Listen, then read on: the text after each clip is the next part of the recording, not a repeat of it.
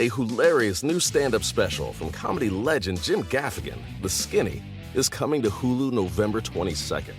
This Thanksgiving, see Jim in a whole new light as he gives you the inside scoop on everything from parenting teenagers to weight loss and gaslighting family members. For everyone in need of a happy hour, the new hilarious stand-up special, Jim Gaffigan, The Skinny, premieres November 22nd, streaming on Hulu. Why get all your holiday decorations delivered through Instacart? Because maybe you only bought 2 wreaths, but have 12 windows. Or maybe your toddler got very eager with the advent calendar. Or maybe the inflatable snowman didn't make it through the snowstorm. Or maybe the twinkle lights aren't twinkling. Whatever the reason this season, Instacart's here for hosts and their whole holiday haul. Get decorations from the Home Depot, CVS, and more through Instacart and enjoy free delivery on your first 3 orders. Service fees and terms apply. Ask me, ask Iliza anything. It's time to ask. Ask me all your questions. Leave them in the Instagram comment section. Leave them on your Twitter or leave them on your Facebook. We'll see them, we'll read them, then we'll give you answers. You know it, I've got it. I've got the answer, the answer. You ask me, I'll tell you anything.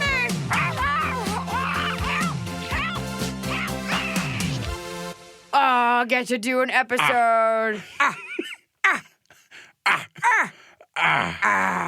With one of my best friends, one of my closest friends, my feature act, and fellow comedian, Hunter the Baby Bear Hill. Hey. He's here. I'm Baby. You are Baby.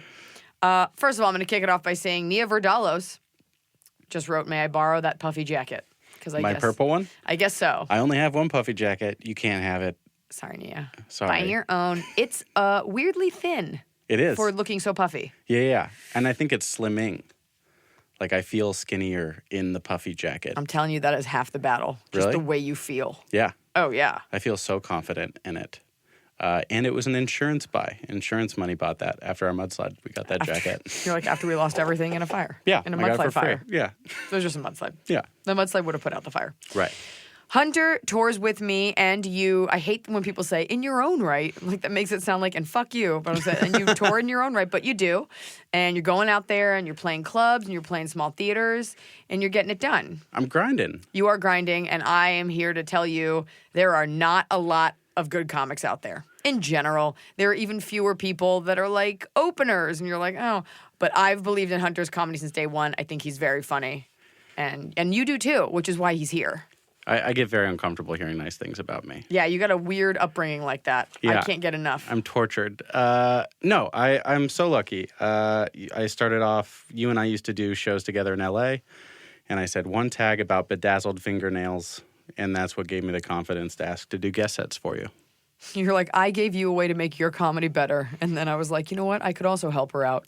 No. You just complimented one of my tags. Oh. And then I was like, oh, she thought one thing I said was funny. Oh. I will ask for an opportunity now. Yeah. I think Yeah. a lot of guys do that, but in a bad way. Like, Oh, she yeah. looked at me, therefore I'll never leave her alone. I've never understood those. Yeah, I'm just not that kind of guy. You're not. And that's also why I love Hunter. Like, your comedy is evolved. To say it's sensitive, it's not like you're crying on stage, but you're like in touch with your emotions. You're in touch with your wife's emotions. He's not like, so I'm fucking this chick and I'm thinking she's pretty gross. Bong rip. Like, you're an evolved man, but like a manly point of view. What kind of show would that be if that was your opener? Literally every male comic. So I'm dating this chick. I think that's like an open mic mentality. I think people evolve away from that pretty quick. Okay, cover your bases. People have written in questions. We have a lot of them, so we're going to get to them in no particular order. At Sarah Jean Norman, I have hoped and waited so long for this. Iliza, how did Hunter come to be on tour with you? Also, do Ashton and Smokey Husky hang out when you two are on tour? Ashton is Hunter's wife, new wife. New wife. He came to be on tour with me. I feel like you remember everything. I do. You're the keeper of our history, and I'm like, what day is it? I started out asking to do guest sets, which are like unpaid 5-minute sets at comedy clubs. You go up after the host, between the feature act, and It's usually just for like local comics, and I would get myself to San Francisco or Sacramento and just like hang out. And then I think I got invited to host once, and then intermittently you would ask me to feature. But then we became really close, and I think I'm easy to travel with, and we're just good friends. That's a big thing too. It's like you can be a funny comic, but like if someone doesn't want to hang out with you, it's like there are plenty of funny comics out there, and there's comics that I've worked with, but like, can I see myself like vulnerable at 3 a.m. in a hotel with them? That sounded weird. Or like who's not going to annoy you? Yeah, I try to not smell horrible all the time. But I'm a large mammal. And that's it. And then we started touring, and then also it's nice for me. I have like a large dude with me, so I feel like a little bit safer. Yeah, I'm pretty sure before I was funny enough to open for you, I was big enough, intimidating enough to look like maybe security. And do Ashton and Smokey Husky hang out? No. But Hunter and Smokey Husky have hung out. Yeah, we try to. I've never hung out with Ashton, but that doesn't mean anything because I don't hang out with anyone. I feel like we're also very rarely home to where when we are, it's like, all right, I'll see you later. Also, Ashton and Hunter are just young enough that they're still at someone's wedding every weekend. It's obnoxious. All of our money is being spent. I think I'm going to net like 20K more a year now that my friends have stopped finding love. Haley Meaden. Hunter, what is the most important thing that Iliza has taught? Oh, this is sweet. What is the most important thing that Iliza has taught you throughout your travels together and vice versa? Not necessarily even comedy related. P.S. Saw you both in Portland, Maine, and I absolutely loved the show and meeting you afterwards. We loved Portland, Maine. Portland, Maine was fire, and there was no air conditioning in that theater, but people brought their fans and looked classy. It was. I've never used a towel. I was like Bernie Mac style, dripping buckets, and I had to. Anyways, go on, Grasshopper. Don't worry, the rest of the interview is not like, how great am I? No, I there's a lot of things that you learn. I think the big takeaway is that it's never, like, the work is never really over. I think every time Iliza or you pass a finish line, it's not like, okay, there, I did it. You already see 3 or 4 more. So, like, every time I think about being tired, I think about what you're juggling and where I hope to be someday. Oh. And then I tell myself to buckle up. Buckle up. Strap in. Strap on. Get back to work. Oh, I think you're a very hard worker. I think you act like you're lazier than you are. I think you're a very hard worker. My new Vyvanse prescription helps. It really helps a lot. Yeah. Fall has fallen. Winter is on its way. The days are shorter. But just because, well, they feel shorter. And just because the days feel shorter doesn't mean your to-do list gets any shorter. You still have to power through your busy days. And a great way to do that is with nutritious food from Factor's no prep, no mess meals. At the end of a short day in the fall or the winter, the last thing you want to do is have to cook. Factor has got you covered from breakfast, snacks, dinner, anything in between. Factor has easy, nutritious options to keep you fueled, like their chicken Florentine with spinach and garlic chili cauliflower. You bet. That's what I want to make myself at the end of a day where I am exhausted and my husband isn't home. Whether you like routine or you enjoy mixing things up, Factor has you covered with 35 different delicious meals every week and over 60 additional convenience options you can add on, like keto cookies, pressed juices, and smoothies. And because Factor meals are chef prepared and dietitian approved, you're going to love not only Factor's meals taste, but also how they support your goals, even if your goal was just making yourself dinner. Head to factormeals.com/Iliza50 and use code Iliza50 to get 50% off your first box and 20% off your next month. That's code Iliza50 at factormeals.com/Iliza50 to get 50% off your first box plus 20% off your next month while your subscription is active. The holidays are here. And for a lot of us, the holidays mean decorating, hosting, celebrating. For me, it means a lot of traveling, and nothing feels better year-round, but especially during the cozy holidays, than a restful night's sleep in soft, luxurious sheets. Boll & Branch's signature sheets are made with the finest 100% organic cotton, and they get softer with every single wash. You already know that I got Boll & Branch this summer when I needed breathable sheets to sleep in, but this holiday season, I'm actually gifting some of my friends and family Boll & Branch's Ultimate Softness Bundle. I get to choose a signature hem sheet set in any color, a signature hem pillow set, and a waffle bed blanket. And they're all getting juniper because I think it's a classy color. This way, you know you have something nice to sleep on when you visit. It's the perfect gift for you and them. Gift you and your loved ones a better night's sleep with Bowl and Branch. And right now is their best offer of the entire year. For 25% off plus free shipping on your first set of sheets, head to bowlandbranch.com/Eliza. That's Bowl and Branch, BOLLAND branch.com/Eliza for 25% off. Limited time only. Exclusions apply. See site for details. So finally, fall is here. I have been looking forward to it. I have had a hard year in a good way. You know, like I had a baby. I have been on a nonstop tour, nonstop traveling, and it's been hot. So I'm looking forward to, of course, pumpkin spice, everything, cooler weather, and slipping into a cozy sweater from Quince. I've talked about Quince before. Quince has beautiful leather jackets, cotton cardigans, soft denim, and so much more. All Quince items are priced 50 to 80% less than similar brands. Dressing expensive doesn't have to be expensive. Their clothing is beautiful, it's durable, it stands the test of time, and it's what I like to call a capsule wardrobe. I got an Italian wool cocoon coat. That's one of those, you know, it's got like a European collar and it covers my butt so I can walk around New York City and not be chilly. And Quince only works with factories that use safe, ethical, and responsible manufacturing practices. Get cozy in Quince's high-quality wardrobe essentials. Go to quince.com/Eliza for free shipping on your order and 365-day returns. That's QUINCE.com/Eliza to get free shipping and 365-day returns. Quince.com/Eliza. Erica Lynn Smith. Hey, Hunter. On Eliza's recent episode, I don't know if you know this, she talked about how her stepdad called you a big boy. Do you remember this in Florida? We were in Florida, yeah. Yeah. You're a big boy. You're a big boy. You probably got your brands picked out, right? big boy. You know where you can shop. Oh, big boy. Yeah. I was curious how you feel about people commenting on your size/appearance and if there's a difference between a stranger, and she wrote in parentheses, someone not close to you, in case you don't know what a stranger is, and a familiar friend making those comments. Love seeing you both in Boston last year. Go Sox. Boston's maybe my favorite city that we've performed in domestically. Well, about 12 people asked that question, so I'll cross sorry, that off guys. now. Boston or Seattle. Oh, there's so many good ones. So many. Very few bad ones. Yeah, that's true. All of them are so great. But we do have a question from a bad one. Okay. I don't get offended. I think my dad growing up always just had like an opinion or something to say about my weight to where like other people saying it. I think it's always coming from a good place. Mm-hmm. There was nothing malicious about the way he was saying big boy. I think he was just like, yeah, you're a big guy. He did say big boy instead of big guy. Multiple times. Yeah. Within like a 5-minute frame. Yeah. Like I was looking for Easter eggs and had a short sleeve button down shirt on or something. Big boy. You're a big boy. I think on also a big hunt. when men are talking to each other, it's different than like a drunk girl saying it at a bar. Like it's man having like he's assessing what you are versus trying to put you down. Yeah, it's not like a passive insult like, oh, that's interesting. I wouldn't have worn that, but there you go. It's nothing like But you're here. You know, it's yeah, he was just interested. And it was a good question. Like I do have shops that I'll shop at. Mm-hmm.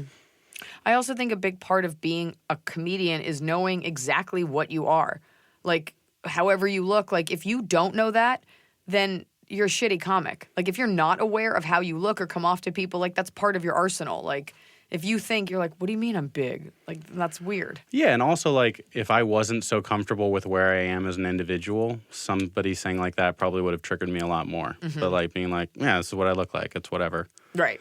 You're also really tall. Yeah, it would. I'm 6'4" and I weigh 295 pounds now, so it would be weird.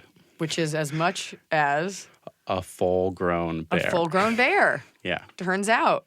Not a grizzly bear. No, we've looked this up many times. Eliza and I, we were somewhere, and she was like, "Who do you think weighs more, you or a baby bear?"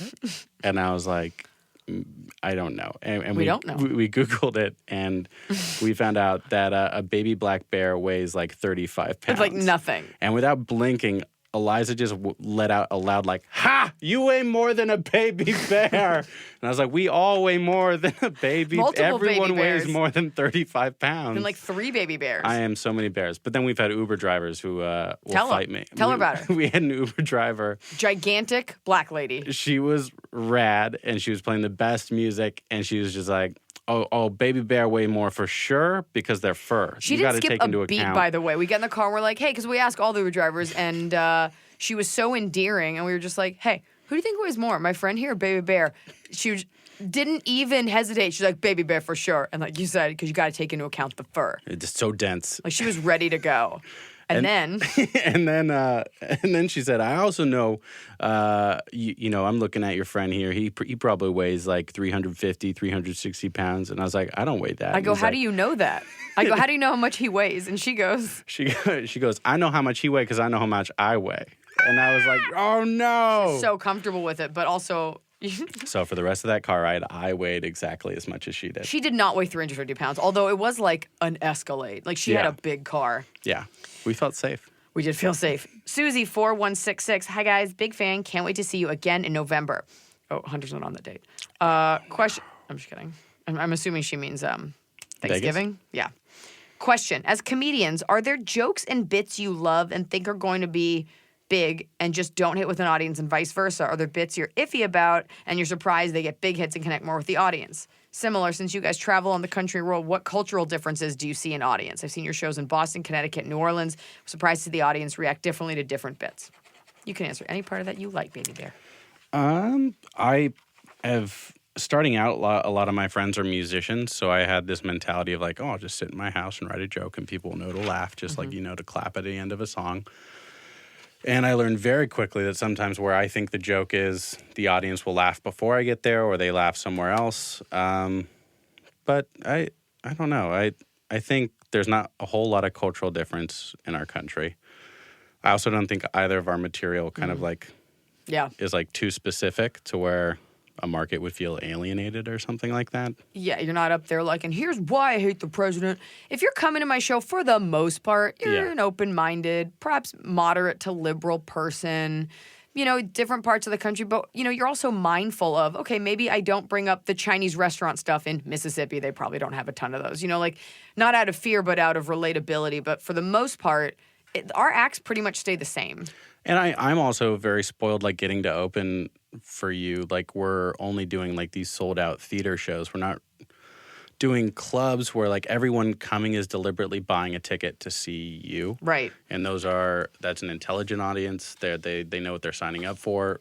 If I'm at, like, a club by myself for a weekend, you know, Friday late shows, probably drunk and doesn't want to hear heartfelt storytelling as much as they just want to hear sex jokes and stuff like that. And you go to Canada and they're like, we will sit quietly and listen to everything. Thank you so much for being here. That you have to say. They make it so easy to go work there. We don't make it easy. Like, I just had to get a work permit for a movie and I did not enjoy waiting. They did not make it easy. But they have to like hire a lawyer. It's like a $10,000 process for a Canadian to come here. Yeah, to work. But not to work just a gig. You mean like to live here? I think just to work here. Really? Like there's been people that like couldn't do Conan until they had. Brutal. Yeah. Yeah, that's brutal. I mean, you should get a waiver for that for sure. Yeah, it's difficult. We're very lucky. Hi there, Hunter. Mom Leslie says, congrats on marrying your Ashton. You met my son named Ashton in Napa. If you could perform anywhere, where would it be and why? I have no idea. Don't say the moon because it's taken. Yeah, I don't. It's that's like favorite movie. Like Madison Square Garden, I guess, is like the. Like what's the biggest? The big one. Yeah, I'd take any giant arena. I don't. A theater in. I don't know. What's the garden? The TD Garden in Boston. Okay. I think would be more fun than the Madison Square Garden. Just in New whatever. York. Some venues mean more to other people. You know, like I was deciding between Radio City and Beacon, the Beacon, and I was asking about other comics, and some comics are like, oh, the Beacon's got so much history, and I'm like, literally never thought about it till today. I'll take whoever offers the better deal. Yeah. Obviously. Speaking of crowds, which this was the question I was looking for before. The Jen Robbins says, is it really annoying when crowds won't shut the hell up when you're on stage? I was at the Oklahoma City show earlier this year, and people were so loud I could barely hear you, and I was furious for you. Hunter and I both remember that show as being hot fire. I have to side with the person asking the question here. Did I just enjoy it? Well, because they shut the bar down during your performance, but for that show, they were still running the bar when I was up there. Ugh. So, and I mean, that venue was great. Everyone working that show was phenomenal. They were so on top of it. And, you know, it was everyone that was sitting watching the set, I think, was having a great time. And I was Yeah. looking out and seeing people. But there's times where it's tricky, and sometimes sometimes just because of the nature of my material, it feels a little dismissive to get talked over. But because you've got like some, you got some emotional bits that require a beat for setup. Like they require a little bit of silence. You're like, the mudslide story, and anything about the wedding. Like there's a roller coaster ride it takes you on, and you're like, are you not here for some elegant joke telling? But if anything, like the houses we're starting to do are just getting bigger and bigger, and it's not like 4,000 people are showing up on time and getting in their seats all at once. Like, by the way, we always say this: when the show doesn't start on time, it's you, not us. Like we're at the venue, it's everyone else. Like, all right, we'll just get a couple more beers in the lobby. The comics are there, Yeah, I think we're there. I don't know about other comics. that's part of my job. That's the exercise. If anything, I'm feeling like pushed to have material that demands attention away from the alcohol. And Right. like it's my job to get their attention. So if I'm not, then that's on me. Tastier than beer. EKT19 says, were you a funny kid or did you have to develop the skill? How hard is it to get used to the rhythm of joke delivery? Interpret that as you will. I think I was an annoying kid. I loved attention. I was singing nonstop. My sisters would beg me to stop singing. That Lion King soundtrack, hot fire. But I don't know. I think it took me probably like 4 years to like find my cadence and not. I think the rookie move is like you emulate everyone you enjoyed as a kid. Like you go to an open mic, you're going to see like tons of Burrs and tons of Mark Normand is somebody that people are emulating a lot right now. But yeah, I don't. High Flyer 55 says, hey Hunter, you're super awesome. Congrats on the recent wedding. My question is, who was your favorite comedian growing up and who is currently your new favorite comedian? I hate this question. Why? I don't like it either, but Yeah. I thought you might like it. You don't have to say me, by the way. No, I don't no, think no. my husband says me. It's okay. My favorite comedians are like people that I can watch. A lot of people I can watch and like you can kind of see the formula and you appreciate what they're doing and you're kind of like watching it unravel, but you know it's happening. And then there's comics I'll watch where I'll laugh for an hour and a half and then get really depressed that my brain won't work like that. Like Martin Short is really quick. I love Billy Crystal. I love Bo Burnham. He did like a lot of fun stuff where it's just like my brain won't work like that. And Baron Vaughn. Baron Vaughn is a very, very funny comedian. These are all people you guys can go check out. He is funny. Yeah. He's the son on Frankie and Gracie and Frankie. Yeah. He's a good guy. Jonathan Reyes says, Iliza and Hunter, may you share a pivotal moment in your career and what would be considered the worst piece of advice you've been given career-wise and in life? Thanks for making me want to cry pure, unadulterated man tears in Irvine. You are most welcome. Pivotal moment in your career. I know mine. I don't know if you have one off the top of your head. What's yours? Well, I think pivotal meaning like acmatic, like everything had everything changed. I would say winning Last Comic Standing just because I became a paid headliner in that moment, and it set a course for the rest. Like I could have I've definitely eaten shit and died, but I got to skip a lot of the grinding as like a feature or something like that. And then I think not so much a moment, but after Confirmed Kills, it was kind of like done and done. We're doing theaters now. But Yeah. it wasn't a moment as much as Last Comic was like an actual second. It was very cool for me to watch each Netflix special kind of like impact your career and see that evolve. For me, For you, maybe. I think there's two moments. I think Iliza had me open for you at the Venetian. And it was the first time I had got a cool hotel room for doing a show. And I went with Ashton and we got to our hotel room and I just started bawling and was like, I never want to get used to this. This is the coolest thing in the world. Oh, that's so cute. And then you asking me to do like the entire Elder Millennial tour was like I guess it's the only time where, it's just been like, oh, this is like my job now. This isn't like something I'm chasing and it's not like some fun hobby. This very is real. like a really amazing opportunity that I have in front of me. And this is what my calendar looks like. Right. I like how you're like, I don't want to get used to this. And I'm like, remember when we had Stacy call down because our rooms weren't big enough at that one casino we did, like recently, because they gypped us. Worst piece of career advice. People are horrible everywhere. People give you advice I would never uphold a bad piece of advice and be like, and remember that bad piece? I just don't listen to, even good advice I don't listen to. I get annoyed when people tell me what I need to be doing on social media. Interesting. Or just like people, like growing up.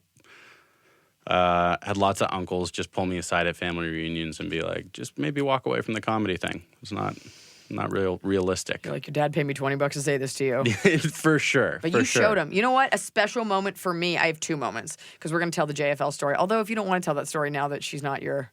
No, I'll tell don't have that. to keep that. Okay. I forgot about that. A special moment for me. So Hunter lived through this mudslide that happened in Santa Barbara, or more specifically... Yeah, Santa Barbara and Montecito. And it became this, like, one of the focal points of his set, like one of the bigger set pieces that he does, is this really a very real story about getting airlifted out of there. I'm not going to do your bit, but it's an emotional story, and anybody that really... Do my best man speech. Oh, God. That's a moment for me. People ask about the Yogurtland thing, too. Okay, so we'll talk about Yogurtland. But it's an emotional story, and if you really listen to it, you know, it's about him almost dying and the army coming and airlifting them out and losing everything, whatever. And it was a really horrible event for me to sort of pay attention to as it was happening because I wasn't there. But he lived through that, and you have, as a person, you know, you married this amazing girl, and of course, you know, you don't know if her parents are on board with you being a stand-up. Right. Any father would be reticent. Yeah. And we did a set in Santa Barbara. And it was your first time doing the mudslide material in front of not only the community that had lived through it, but the family of your now wife that also lived through it with you. I think hands down, that's like my favorite set that I've ever had, just because it was such a cathartic, amazing thing. Because also, you're not laughing at it. If anything, you lived through it. This wasn't like a news thing that you saw and you're like, oh, earthquakes, who cares? Oh, yeah, but I was terrified. Yeah. Because like in the culture we live in, it's like, who cares if you live through it? Like, you're making a joke where people in the audience lost friends, lost neighbors. And I mean, I was panicking. I was shaking. Iliza like pulled me into a broom closet and was like, you knock that off. Because I know, like, because also the material doesn't get laughs and ahs and like there's other reactions in there, and you're not laughing at it. No. You're laughing at something that's your setup. But also, I really live by this. Like, if you lived through it, that is your right. If you live through a disease, if you're of a certain color, a certain religion, and you experienced oppression, something bad happened to you, and like you earned it, the only silver lining is that you are allowed to joke about it. I used to write jokes, and you know, starting out with a bunch of people, like I would write a Tinder joke, and then I would go to a show the next week, and like my friend would have a joke that was identical to my Tinder joke. Which is what, like, I just started pushing myself to write jokes and tell stories that only I could do, which, like, I think Yogurtland was, like, the first joke that I told where it was like, no one else can tell this because it happened to me. Because it happened to you. Right. Are you serious? How Okay. similar do Scott and I... Scott, you say something? Hello. Fuck, man, I'm so bad at reading stuff we found out. One of you just sounds like you cry a lot when you masturbate. Like one of you has like that timbre. You can hear that in my voice? I can hear it. I thought that was secret. Back to the tears. Secret hand quiver. I like went through my head like, what would it be okay to say? Okay, crying, masturbating, that's fine. But you did that show in Santa Barbara and you knocked it out of the park. Yeah. And it was emotional for me just because like you had something to prove, not only to your family, but to that audience and to yourself that you earned the right to tell those jokes. So I was very proud to watch you. And it's like, yeah, guess what, folks? Funny is funny. You need this. And people do want to laugh at experiences. And it was a real ballsy thing to do, and I was really proud of you. Well, thank you. Cack. Yeah, it was Fun fact, I met you the day before that show. Yeah, and we were Sandler's talking Dispo. about that. You Yeah, didn't I remember. was- You didn't remember. I did. No, you didn't. I did. Okay. Cack Palaskincy. That's a shitty thing to say. I to remember someone. everything. You do remember everything. It's my weird They're like, how'd you like- thing. I came up with a teary face and some old tissues I was looking to throw away, and he was very nice. Oh, from enjoying it so much? From crying and Oh, sorry. masturbating. Could Cackle. Well, you're going to have a name like this. How am I supposed to? KKA Palininski. Polish. Are there any updates on the Yogurtland guy?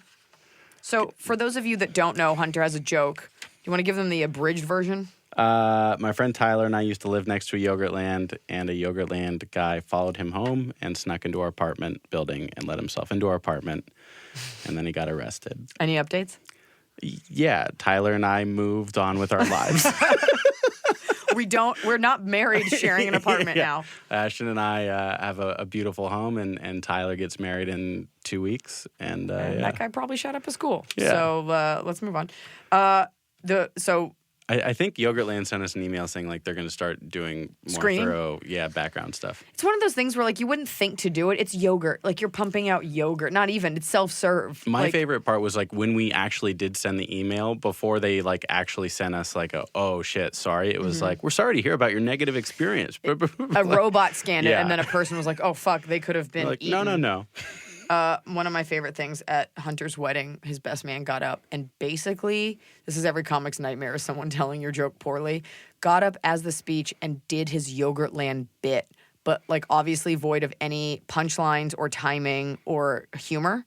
And I'm sorry, Tyler, it was really bad, and told it to the whole crowd. The end was great. I was just like watching, I'm like, on Hunter's wedding day, his gift is that he gets to watch his best friend retell one of his funniest bits, but without any punchlines. I thought the end of his speech was great. He stole your bit. So nervous. And it showed. Yeah, he was so nervous. Dick to being a gifted musician. I'll write his best man speech. I've noticed that, at least since I've had my babies, that I smell differently when I sweat. Maybe I'm just like getting older. I don't know, but I smell differently. And I don't love that. If I'm on set or if I'm on stage or if I'm doing anything like functioning in public and I don't want sweat stains or to be aware of my stinky, stinky pits, that's when I turn to Lumi whole body deodorant because it keeps me smelling fresh all day. Lumi is seriously safe to use anywhere on your body. Pits, under boobs, right wingers, thigh folds, belly buttons, butt cracks, your feet. It's clinically proven to block odor all day and control odor for up to 72 hours. How? Well, unlike certain traditional deodorants that may try to mask odor with a fragrance, Lumi is formulated and powered by mandelic acid to stop odor before it starts. Lumi's starter pack is perfect for new customers. It comes with a solid stick deodorant, cream tube deodorant, 2 free products of your choice like mini body wash or deodorant wipes, and free shipping. As a special offer for listeners, new customers get 15% off all Lumi products with our exclusive code if you combine the 15% off with the already discounted starter pack. That equals over 40% off the starter pack. Use code Iliza for 15% off your first purchase at LumiDeodorant.com. That's code Iliza at LumiDeodorant.com. A hilarious new stand-up special from comedy legend Jim Gaffigan, The Skinny, is coming to Hulu November 22nd. This Thanksgiving, see Jim in a whole new light as he gives you the inside scoop on everything from parenting teenagers to weight loss and gaslighting family members. For everyone in need of a happy hour, the new hilarious stand-up special, Jim Gaffigan, The Skinny, premieres November 22nd, streaming on Hulu. Annie's Wonderland says, are you excited for fall? So excited for the fall. I don't really know anything about 2020 yet, but I am just preemptively excited. What's there to know? What do you mean? I hope it'll happen. Yeah, it's all going to happen. People have a lot of questions. Mary Rose Levis. Hey, Hunter. Hey, Iliza. So I recently got a third job. Jesus. And I feel like I'm burning myself out, but I need these jobs to pay the bills. What do you do for yourself when you feel overwhelmed by life? Thanks. Love you all. You answer this. I always like to hear what other people do. And don't say bullshit like meditate. No one does that. I sometimes will get very, very anxious, and I'll try to jump into a body of water and just kind of reset. Hunter got a pool. I have a pool now. It's not like a local reservoir. But like before, I don't know where you live, but if there's a lake or a river, or I don't know, like just or even like going to a recreational center and jumping in their pool. That's something I do. I don't know. Sometimes I look at your Instagram and Ashton, this is even before you're married, will have put out like lovely cheese and crackers or like made it like cozy. And I always think that's really sweet that she does that for you. That's something I have never wanted, but like I don't know. I think part of like finding your person is like learning that you can feel loved in ways that you would never expect. Never, Just like coming home from shows and like having a dinner out on the table or something like that is huge. Just take a walk. If you're ever feeling anxious, just like take 10 minutes to just like kind of like walk around your block. Just get out of your head a little bit. I am like... Leave your phone at home. Yeah, leave your phone at home. That really does help. It's like create a habit of that. I'm like a Kobe beef cow. Like when it comes to my husband, he makes all my food. He kind of doesn't even want me in the kitchen. And so now I've got it to where I'll be like, do you think we have melon? He's like, yeah, I'll get it for you. What do you want? I'll be like, do you think it comes in cubes? And that's just how he provides for me. We all each do stuff for other people. But like, I don't make anything. I'm starting to cook dinners now. I find no joy in that. I don't either. Okay. But But I gotta eat. But I think it does it for her. Like Helping cook? yeah, just like showing the same way I feel loved when she does certain things. I think she okay. feels loved when I That's kind nice. of take things off her plate like that. I have intentions of doing things, but then I get home and I'm like, I gotta take this bra off. Kylie does Dallas. Congratulations on the recent wedding. How did you know she was the one? Do you have any funny, notable dating stories? That's a long one. I wasn't looking for a relationship at all. And like after our first or as soon as my friends met her, they were all like, you're an idiot if you mess this up in any way. I don't know that there's any like defining like I know moments. I guess like living through the mudslide together and how we handled that and just like they almost died, you guys. It was like, look it up and look at pictures, and that was outside their window. Yeah, it was a lot, and we didn't really have any time to consult on an idea or how we were going to attack that day. And we did a great job, and we were a good team. We didn't fight once or bicker. I think that was huge. Perfectly Peachy Page. Have you gotten to ride the Hogwarts ride at Universal yet? Yeah, I have a whole joke about that ride. He's like, I've already ridden it a long time ago. So I have a joke about being too fat to ride on a roller coaster with 2 or 4 clicks. And I guess in a lot of cities we go to, I took the Harry Potter tags on. So it's just a lot more meaty and less fat. Hunter loves theme parks. Oh my God, so much. Like, he's the guy that goes to Universal City parks and goes to Disneyland. And, like, you love that. You love it. I did so much 5 whimsy. shows at Comedy on State in Wisconsin last weekend, and I went to a water park. And I went down in inner tubes. I would go with you to a water park. Yeah? I would think we would go together to theme parks if we were ever in a town If it was long enough to easier. go to a theme park. But we're not doing comedy clubs anymore. So, like, Right. when are we ever in a... for multiple. And I don't think we want to fly to Orlando a day early to go to a theme park. What theme park? Not SeaWorld, because it is bad. No, but like Disneyland, Harry Potter. I would go and get a little shitty with you at Disneyland. Oh, let's do that. All right. I would do Hey. that. Harry Potter, I like the movies fine on an airplane, but I don't really like think about Harry Potter. So for me, it would kind of be lost. My friends went at Disney World. They have like, all the different sections of the world. Yes. And they had a drink Accurate representation, by the way. They had a drink per country. Was like their day. So what's that, like 10 countries? What are there, like 4 continents? I don't know. Helen Alba. I also, I know that it's like, oh, cool, a $12 beer. Yeah. Because it's quote-unquote German. Right. Skip Germany. Helen Alba says, not so much a question, but I'm sorry I caused a huge disruption by tripping over myself and spilling my entire double margarita on a poor and suspecting stranger. 3rd row of your set in San Francisco. But you proceeded like a pro. Do you remember that? No, I got so excited when you started reading the beginning of the question because I thought it was the person confessing to shitting in their chair. Go on and tell that story, because I don't remember the city. But this happened, folks. San Diego at the Balboa Theater, we had 2 shows. And at the first show, Iliza was doing this new joke about shitting your pants, and somebody actually... Do you remember the joke? I can't. Oh, man, I wish we knew that. But I think it was how women they're not honest with each other. Oh, it's about shitting yourself. Right. Most important moments involve shitting yourself. Yes, go on. And after the first show, the GM of the theater came up and was like, would you mind not telling the joke about shitting your pants? As if that's what did it. Because someone actually shit their... And not like a small amount, but like this a beautiful theater built in the 1920s had to like replace one of its chairs, like a full cushion, because of. To their credit, this happened while I was on stage, and I did not notice a stir. Yeah. Because maybe it was far enough back, but security handled it. I guess this woman, like, shit. I gotta imagine she was sick or so incapacitated. I'm not gonna be like, my jokes are so funny. I'm sure she was laughing and just lost control of her butthole, as you do. And she shit the seat, and then apparently I heard she, like, crawled out. I would crawl. Like military style. Yeah. Yeah, and sat in it for like a little bit. And I also don't think less of this person at all. Now that I'm getting older, I think shitting your pants is like, I haven't done it, but like I'm there's been some close calls where I'm like, You're not. I think I understand how people do this sometimes. You don't say getting older until you're like old, and I don't think this person was elderly. No, I think she'd just done. What are you saying now that you're 30? What? 30? 31. 31. Yeah. You understand the perils. There's some times where I'm stuck in traffic and I'm like, this could get bad. Yeah. Butthole control. Welcome back to Butthole Control. I'm your host. Rayo Moonlight 365. What's the coolest thing you've done, seen while on tour together? Have you ever caught each other in the act of doing something really embarrassing? I saw the show in Grand Rapids and laughed so hard. I almost shit myself. They didn't say that. Especially when you made the more conservative folks in the crowd uncomfortable. Keep doing what you're doing. Can't wait to relive your jokes when the new special comes out. Okay, obviously the last part was for me.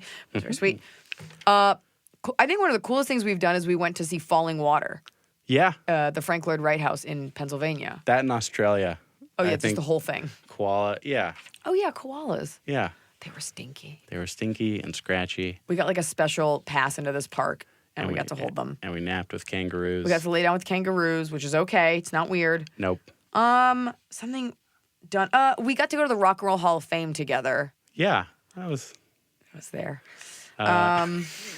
Falling Water was super cool. Embarrassing? I've definitely. Magic Mike in Vegas was fun. I've never. You were so pumped. You were more excited than me, and I was really pumped to see Magic Mike. I was so excited that Ashton was mad at me and embarrassed She was by mad my at me behavior. because I got like 2 like tiny lap dances, and she was like, "Who do I have to fuck to get some goddamn attention? I'm a hot chick too." Yeah. She was angry. I tried taking some. I took so many bathroom breaks. Oh my God, that's so fun. go I would away. make her. I'm trying to think of like, because we've traveled so much together. For me, it's not like exciting places. It's like restaurants. Yeah. Like there's a restaurant in Charleston that like There you we go. absolutely love eating at. Yeah, just like little. It's not so much like these fancy things, but like little snacks that you can only get in certain places. Tell and them stuff about the like that. Ordinary. That's where we went in Charleston. Yeah, the Ordinary in Charleston is spectacular, and they make their own saltine crackers, and they marinate their oysters, and they make their own creme fraiche, and it's so tasty. And we get crab. Yeah, I think, especially because I travel with someone, like it's easier to like make a dinner reservation. Like it's nice to eat out with someone, and we bring our tour manager, Stacy, and like our thing is get off stage, finish the meet and greet, and like have someone hold a late night reservation so we can say that we ate the thing in the place, When we were in Portland, Maine, like this restaurant stayed open a little late so that we could rush in there at the very end, Yeah. and it was the tastiest food. Super tasty. We had that lobster that was very fresh in Maine. We are really big on we have to go do the thing that it's known for wherever we are, and that's important. And really hard because our shows are at night, and everyone's like, "Oh, you got to try this place for dinner, or Yeah. you got to go do this." We're always ready to eat dinner at 3:00 when everything's closed. Yeah. Coolest thing. So some of those. Cool. Okay, Boston, because we did 4 shows at the Wilbur, was the first time I've really 6. been. I think it was 6. Was it 6? Yeah, I think so. 6. All right. I don't remember. It might have been 4. 8. 36 sold out weeks. But that was the first time we got to like hang out in the city for the whole weekend again. Yeah. And because the crowds were so big, it was cool to experience Boston for the first time. And I think I had friends from New York come stay on my hotel floor. Oh. And we were walking around, and like 12 people stopped us just walking around Boston. We're like, "You were great last night." And for like the first 5 people, I was like, "This always happens." And then on the 6th person, I turned to my friends. I was like, "This never happens. This is the coolest thing." We were in Toronto when the Raptors won. You weren't there? I was Mark Ellis. I was on my honeymoon. Sorry. I was in Bali when Shout the out Raptors to won. Mark Ellis. Well, it was pretty cool for me. Yeah, it was pretty dope. Seeing a very organized, calm Armageddon. Brittany Pre says, fun facts you've learned about Iliza. Somebody else had a question like that. Chelsea, 87, what's something we don't know about Iliza? or what's her usual pre-show routine that we don't say on Instagram, as if you're going to just like throw me under the bus. I don't know that there's any. What you see is what you Yeah, you're pretty open. I get grumpy. Well, just because we don't eat. Yeah, that's a bad. It's because we're hungry for dinner at 3 p.m. and everyone's closed. Real grumpy. I think there's a mentality that like comics are like drinking and partying a lot, and that really isn't the case because we're working so hard. So I think just like the idea I had in my head, or the idea that my parents were scared of when I started stand-up, is very different from the pre-show routine of like throat coat tea, or let's throw this ginger root in a blender, and like it's work. It's calmed down a lot. Part of Yeah. that is being a little bit older. Part of that is also like being in a relationship. Not that when I was single, I was like, "Who's ready to fuck? Bring him on back. Put him on the turnstile, on the conveyor belt." But I would go to like a club or a party, and now it's like I remember once I had hurt my back, and I had a Percocet. Was it Percocet? I don't In the know. hotel with the ice cream. Yeah, Or was it I don't think it was. I think it was Valium. Valium? Yeah, Or whatever. That was a great night. I had one from a friend in my bag, and Hunter was. I was like, "Give me your hand," and I was like, "Take half of this." He's like, "What?" I was like, "Just take it." And then we got Ben and Jerry's at like 7-Eleven, and we sat in the lobby of the hotel. And I think we watched like Sports Center, We watched like 6 TVs at once. whatever was on, like one of those big hotel lobbies that just has stuff for people to watch. And we just like chilled out. Just smiled and ate ice cream. You know what was special to me where were we? It was like a Springfield Inn and Suites, and I remember this because Smokey Husky had to stay in one in Haltom City, and I visited him. Oklahoma. It was Oklahoma. Yeah. And you and I got, was it Three Sisters Pizza? Yeah. That was incredible pizza if you live in Oklahoma City. And we went back to my room. We both have our own rooms. Yeah. And we sat on the couch and ate ice cream and pizza and just gossiped. I think we both did facial masks too. Yes.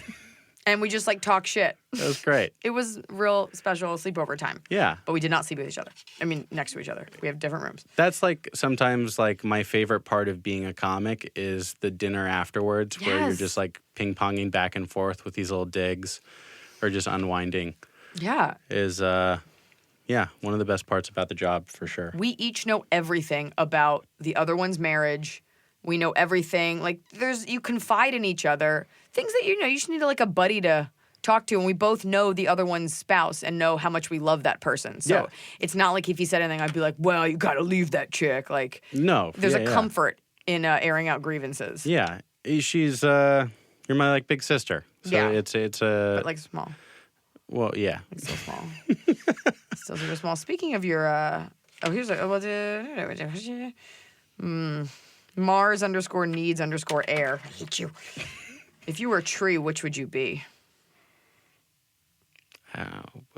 Mars, what are you, a bridge troll? Yeah. A Tree rhyming comes to a question? screeching halt in the middle of a fun time. I don't know, big redwood or Yeah. yeah. A big tree. I like oak trees a lot. They're big and they're sprawling and kids can climb on them. And they're very Americana, as are you. Hunter's whole family has these like strong Americana names like Hunter, Hayden, Bolton, Crapton, Cramden, Ashton, Clapton, Eric Clapton. It's really just Hunter and Ashton. No, your sister has a name like Tragus. Kalen? Kaylin. Yeah. Hayden. They all have Trinkus. these names, these American names. Britt McAllister says, "We want to hear the Just for Laughs story. He killed it, I've heard, but maybe wasn't scheduled to perform. I could be wrong. Give us the details. Give us this really old gossip." I still want to do Just for Laughs, even though I've done it. It's Just for Laughs is just this huge comedy festival, and it's a big industry shindig. It's like the Coachella of comedy, I think is how I would word it. And you were there as a headliner, and I am used to being your opener, so I asked, do I get to do this date also? And the festival came back with a no. But they came back with, there's already lots of comics here, and you can use one of the new faces, and we don't have a budget to get them out here and put them up. So all that I heard was they don't want to spend money to get me there. So in my head, I was just like, right away, okay, so if I fly myself there, I could do that, and I can, like, sleep on my friend's cot or something. And Iliza and her manager went back with that, and they were like, nope, we still won't give him an artist badge or let him on the festival, but if you want, you can give him your one artist guest pass, and he can enjoy the festival that way. And, you know, we can't stop him from performing. So, That's always a good compliment. We can't stop you from performing. right. And Ashton and I had a big family talk because it was like now like a week before the festival. And it was like, all right, do we want to sink $1,400 to fly me to Montreal to do a 20-minute set, you know, and is this going to be worth it? But we did it, and I performed, and I love Montreal, and I had the most fun. He had a phenomenal set. There's a lot of hype around, like, who are the cool kids, what agencies are repping who, and he went unrepresented. And everyone gets, I was a new face, everyone gets like 7 minutes, and it's high pressure, and you're just trying so hard. And he got to kind of, was it 20 minutes? Yeah. You got a long set, and you killed it. And that's more than most people get at Montreal. And I'll just finish the story because even as you're saying, you're like, I don't want to tell this. And he walked off set, and this woman signed him right then and there. And I was like, fucking rights. You guys didn't believe in him, which is like my lot in life. And somebody out there did. And we went to the after party, and I paraded him around like my son. And I was like, he just got signed. Where's your fucking client? Oh, you don't have one. We're at like an after party, like blown by some, I think it was Funny or Die, like put on this big party, and like every other comic's agents are parading them around and like pimping them out. And Iliza's like got me by the wrist, walking me around like she's my agent, just introducing me to Let people. him fucking know. Because everyone from the networks, their people are there, and they need to know, like, oh, nobody saw this kid. Incidentally, he and that agent are not together anymore. But they had a run, and that's not the point. The point is you got in the game. Yeah, and I've got a lot of good momentum, Just and that the whole weekend was a fairy tale. Some shitty comics, some great comics, they're being overhyped. It's like, yeah, well, he did a tight 20. And what do you have? A cracked 3? I don't think so. I don't think so. Let's ask some real life questions. Jamie Alexandra, 64. Hunter and Iliza, you were both so funny in San Francisco. Thank you. Thank you. My fiance and I had just gotten engaged that week, and your show and your comedy on weddings was spot on that front. How did you both deal with the drama of people expecting invites? I love your take on this. To your wedding. It's only been a month, and I've had a few people I'm not close to reach out asking random questions about our date that I honestly wouldn't have expected. And my parents' friends, some I haven't met, are expecting invites or fishing for them by sending us lavish gifts. Yes. We're hitting capacity, and we're flattered that people want to be part of our day. Is there any way to let well-meaning people down gently, and how do you decide who to cut? Such a fan of you both, and Emily, too. Oh, she's waiting outside the window like a hungry Christmas cat. I hated that. I hate it. I guess like what The question? Yeah, no, just that part of it. Smokey Husky gave me advice, which was, you know, his approach was, I don't want to invite anyone or have anyone at the wedding to where at any point, if I'm excited and I look to the crowd like I just had my first kiss, I don't want to look to the crowd and like awkwardly make eye contact with someone I don't know. He said, I was asking about someone, he goes, when you turn around, would you be excited to see that person? Yeah. And I was like, that's great. Versus like, oh, glad you're here. Mm-hmm. And that helps. But that helps. Some people have more familial obligations. Yeah, I have my dad's side of the family is Irish Catholic. I have 8 uncles and aunts on that one all side. All named Caden. Yeah, all M names, Mallory, Mitch, Mike, and they all have like 3 or 4 cousins. So like just my dad's side of the family was like 64 people. And it was just like, you don't want to say this, but you're like inviting people and then like crossing your fingers like, well, if this family can't come, then I can invite these friends over here. I think I did this tacky thing, and I felt really bad. I invited my stepmom, who I love. I invited her 6 brothers and sisters, and then it hit me like I can't, because that's a spouse with each. That's 12 people. Yeah. Additional. And I just wrote them a family email, and I was like, I have to retract my invite. You guys have always been so kind to me. You know, and it's fine. I haven't seen many of them in years and years. If you're the one paying for it and people don't respect your budget, then they don't love you. That's all I understand they want to be invited, but like, you say you're keeping it small. And also, then truly do. When I got engaged, Iliza like grabbed me, pulled me aside, and was just like, a lot of your stories involve me grabbing you and pulling you. You're very aggressive. I am. Come here. Come here. She just was like, just be prepared for people to show you the worst of them. Yes. Like just be ready for people to be complete garbage monsters. Be ready. And that happened. We had like no call, no shows at the wedding. But our venue also had like a very strict cap, so it made it easy to like kind of get it down. You can also say that. Like, you can be honest. And if somebody gives you shit, like, they don't belong in your life. This is your wedding. It's expensive. Say the venue has a cap. Say you're keeping it intimate. And, you know, make a big list, whittle it down. Most people are relieved to not go. And that's great that they're sending you gifts, but the gift should be because they care, not because they want to go. I kind of think the wedding is like a social finish line, like how you stop talking to people after you graduate from high school. I think the wedding is one of those things. Like, there's just like people who just be like, all right, they came to my wedding. I probably won't see them again. 1,000%. I even had certain friends that I invited at the time. I was like, I bet we're not friends much longer. And not that I don't like some of them, but like my friend Alan, love him, never see him. But at the time we were talking. Yeah. One of my bridesmaids shit the bed, got super drunk, and left my wedding. I used to Maybe talk about she it on was the stage. girl in San Diego. Just shit the bed. And I'm just like, that's not cool. So people definitely show you a side of them that you wouldn't see normally. And then you get like that one aunt that writes you $1 million check and is like, don't want to come. Have a nice life. Love you so much. You got to put that foot down, though. Yeah. It is your money, and nobody actually cares. Yeah. Like, at the end of the day, nobody cares. Just blame it on like your Wife. partner's family, because they don't know. Just like, oh, so-and-so's family's so big, or oh, you know. It's so bad. We're trying. Again, how selfish are they for making it about them? Yeah. Anonymous, would love to get your take on a hypothetical. My husband and I have talked about it. A little backstory, we've been married for 10 years, still very much in love and happy. Before me got together, that's a W. Before me got together, and while we were dating, we were both pretty sexually adventurous. But now we're older and have kids, things have gotten a little vanilla. Sex is good, but the advantages, but I think you meant adventure, is gone. So we've talked about the hypothetical of sleeping with other people to get the excitement back. When we talk about it, we're both really into it, but I feel when the time actually comes, I don't know if either of us could go through with it. Should we pursue this adventure or just keep the fantasy? Come on. I don't know. That's such a personal. I couldn't. You're like, I don't know what kind of maniac you are. I think like every guy has the threesome. Like I've had the threesome fantasy, but like I think if I was actually put in that position, I'd be like, I can barely please one woman. What am I gonna do with two of you? Oh, your threesome fantasy is not another dude and a girl? No.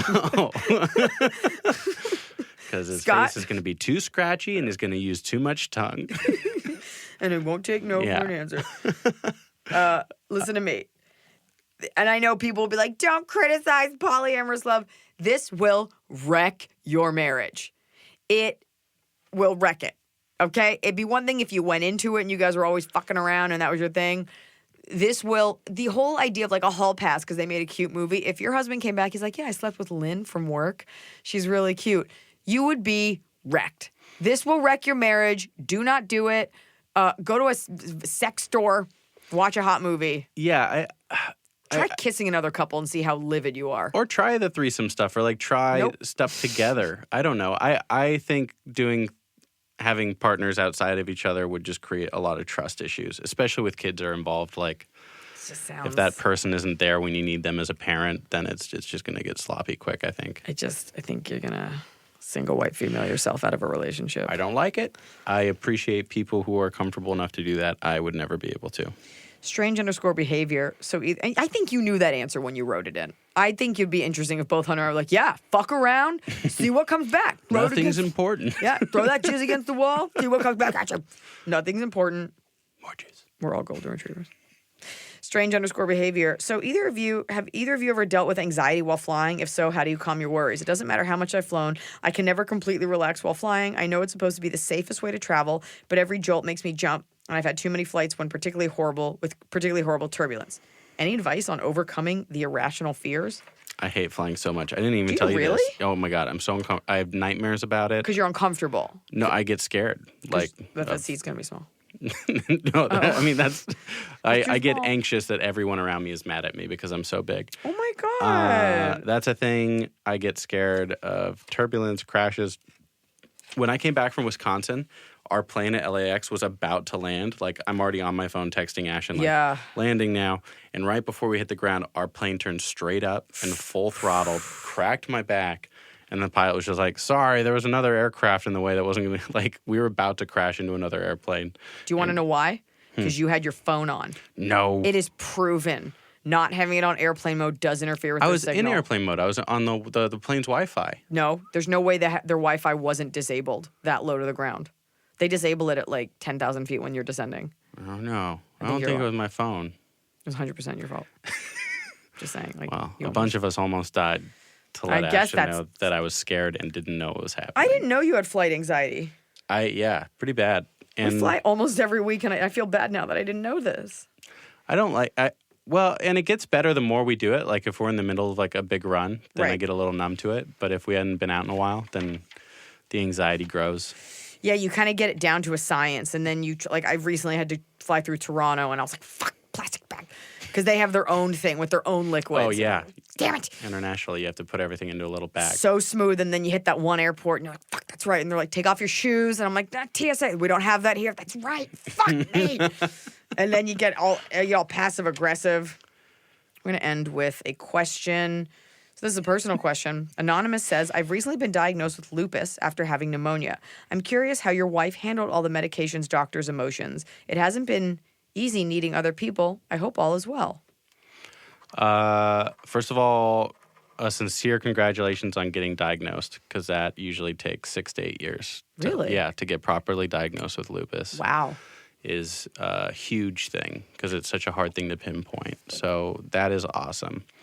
And Ashton's a lot better right now. She has, I can't remember it. My brain's, she's on a good regimen, but she does get very frustrated. She's like a super strong person who isn't used to depending on anyone other than herself. And when the flares hit, it's hard for her, and I guess my job is just sometimes reminding her to listen to her body.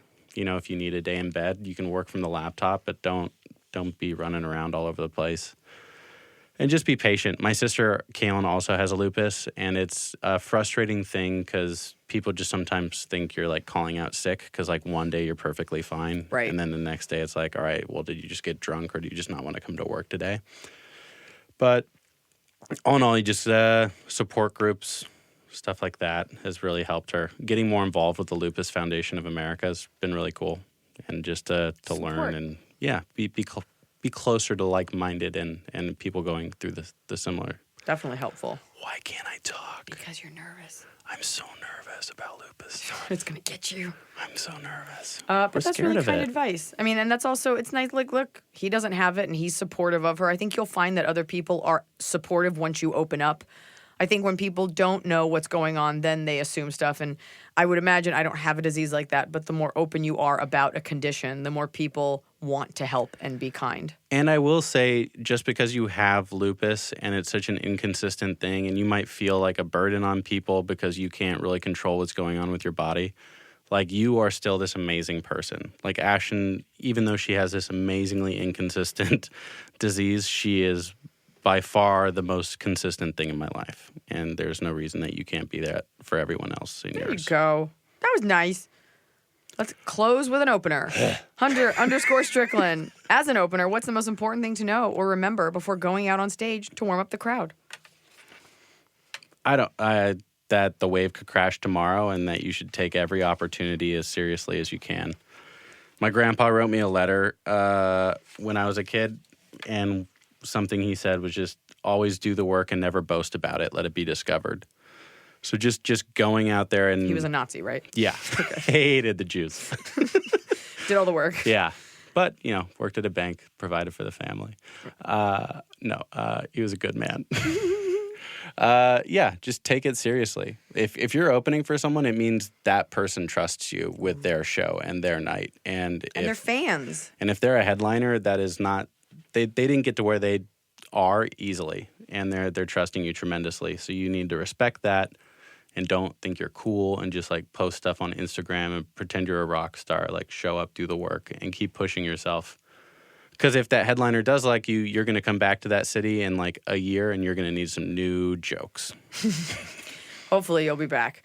Hunter, it is my constant pleasure in this lifetime and career to watch you get funnier and better and sharper. And I may, self-centered person. That's not true. But you have to be selfish to do this job, but I do genuinely enjoy how much my fans love you and getting to turn them on to you. And I love that you're out there on your own now and that they come and see you and that you're getting your own fans.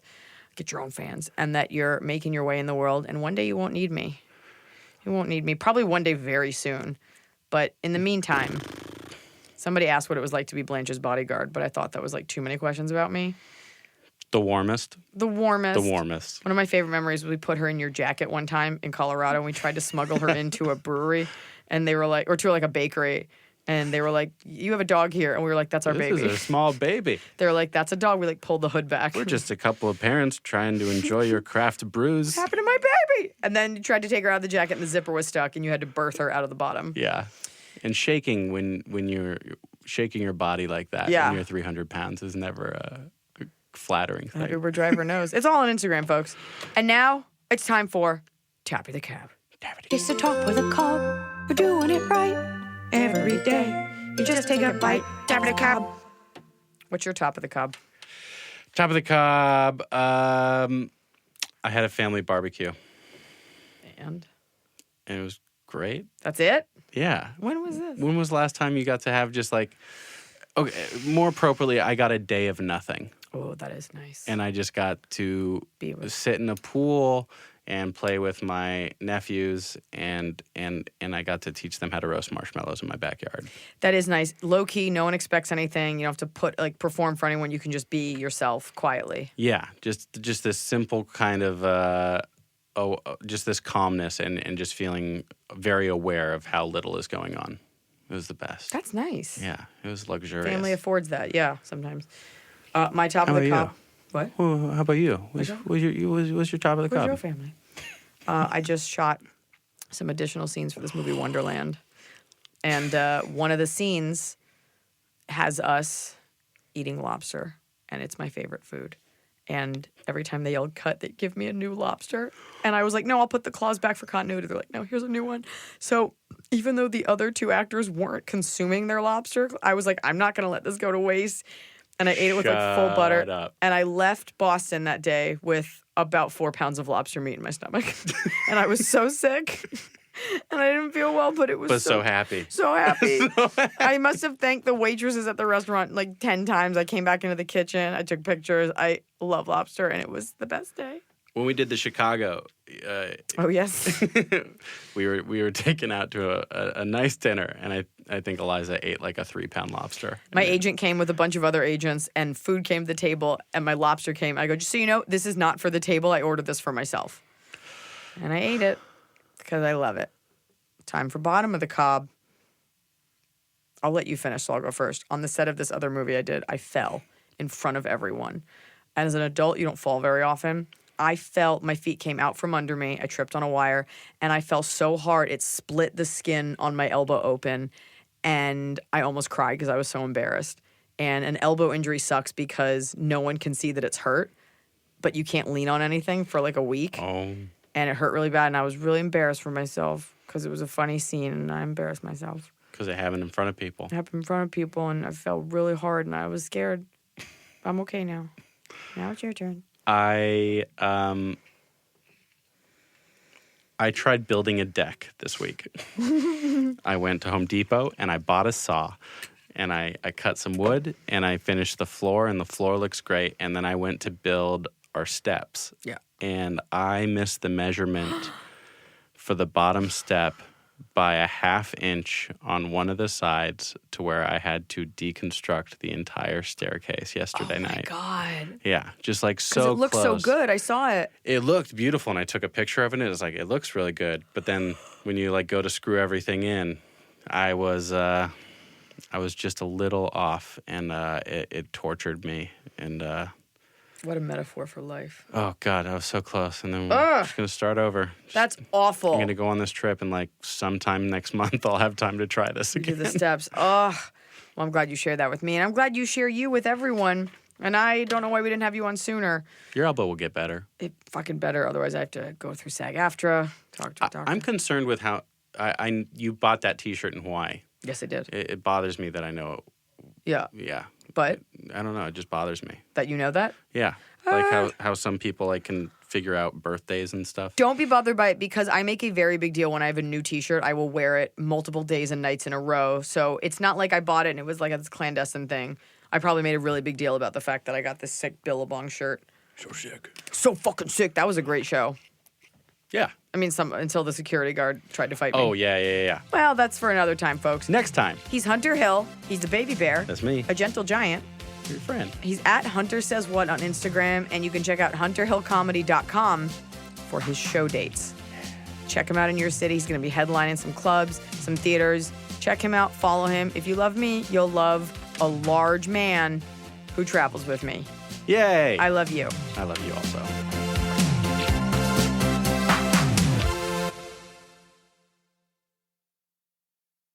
High Five Casino lets you play your favorite slot and live table games like blackjack with the chance to redeem for real cash prizes. High Five Casino has a giant selection of over 1,200 games, including hundreds of exclusive games only found on High Five Casino. It's always free to play, and free coins are given out every 4 hours. Ready to have your own high five moment? Visit highfivecasino.com. That's high, 5, casino.com. No purchase necessary. Void where prohibited by law. Must be 21 years or older. Terms and conditions apply.